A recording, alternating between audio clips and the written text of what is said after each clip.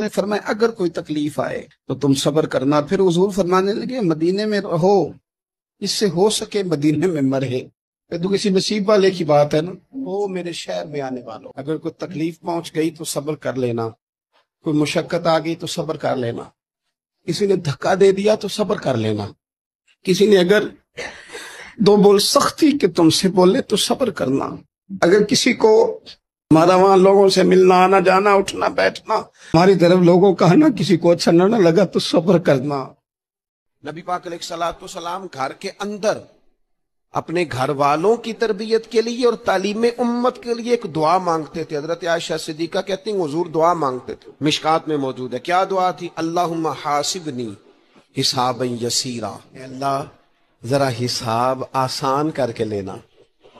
یہ حضور تعلیم امت کے لیے دعا مانگ، اللہ حساب ذرا آسان کر کے لیجیے، مالک کرم فرمانا. تو حضرت عائشہ صدیقہ رضی اللہ تعالیٰ عنہ ارشاد فرماتی ہے میں نے عرض کیا یا رسول اللہ صلی اللہ تعالیٰ علیہ وسلم یہ آسان حساب کا کیا مطلب ہے؟